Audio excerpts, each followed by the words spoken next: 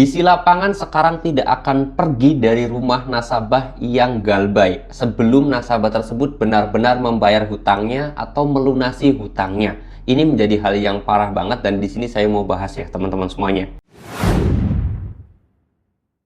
Assalamualaikum warahmatullahi wabarakatuh teman-teman semuanya. Pada kesempatan video kali ini saya ingin membahas yang namanya DC lapangan punya trik baru agar nasabah tersebut mau bayar. Dengan cara DC tersebut tidak akan pergi atau tidak akan jalan lagi, atau DC tersebut tidak mau meninggalkan rumah nasabah sebelum nasabah tersebut memang benar-benar bayar hutangnya, melunasi hutangnya. Nah, apakah hal ini benar? Karena banyak sekali chat kepada saya dan DC tersebut itu bakal mengancam datang ke rumahnya dan dia tidak akan pergi, tidak akan meninggalkan rumah nasabah sebelum nasabah tersebut memang bayar. Dia nasabah tersebut pengen bayar, melunasi hutangnya, baru DC lapangan tersebut bakal pergi. Nah, ini menjadi sebuah pertanyaan yang menarik dan juga pertanyaan yang sangat unik, dan di sini saya mau bahas ya teman-teman semuanya. Nah, kalau masalah DC tersebut itu tidak bakal meninggalkan rumah kalian atau kepada nasabah yang galbay ya, DC tersebut pokoknya nggak mau pergi, nggak mau meninggalkan rumah kalian sebelum kalian itu bayar hutangnya atau melunasi hutangnya. Ya, saya sendiri kalau misalkan kita nggak punya duit dan memang kita bener-bener nggak punya uang, ya mau sampai kapan DC tersebut nungguin rumah kita terus? Emangnya DC nggak pengen makan, nggak pengen BAB apa, nggak pengen mandi atau bagaimana kan gitu? Saya kira ini hanyalah sebuah ancaman yang aneh-aneh aja dari DC ya teman-teman semuanya. Karena biar bagaimanapun ya DC itu akan selalu berusaha gimana caranya nasabah itu membayar hutangnya. Entah dengan cara menakut-nakuti, meneror, dan yang lain sebagainya. Tapi yang intinya di situ pengen nasabah tersebut bayar. Nah, ancamannya sekarang itu unik. Saya tidak akan mau pergi sebelum Anda membayar hutang Anda. Nah, ini menjadi hal yang unik ya.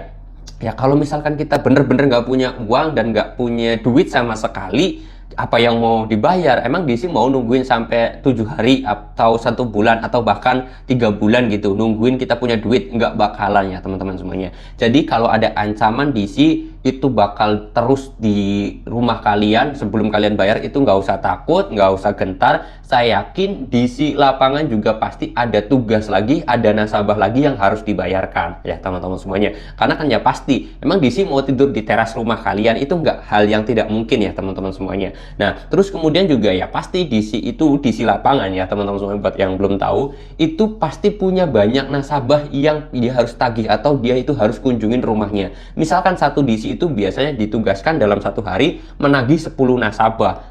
Dari mulai jam 8 sampai sore itu DC ditugaskan harus mendatangin 10 rumah nasabah. Ya, misalkan kalau rumah kalian terakhir, mungkin DC tersebut akan agak lama nungguin kalian itu di rumah. Tetapi kalau misalkan baru satu orang yang dia kunjungin rumahnya sedangkan masih ada 9 lagi yang belum dia kunjungin, ya artinya otomatis saya yakin DC pun akan segera pergi atau cepat-cepat pergi dari rumah kita walaupun kita belum bayar. Ya mau gimana, orang kita nggak punya duit, orang kita nggak punya uang, mau bayar pakai apa, kan seperti itu ya. Jadi nggak usah takut terhadap ancaman DC yang semakin aneh dan semakin nyeleneh ini teman-teman. Jangan takut, jangan komentar.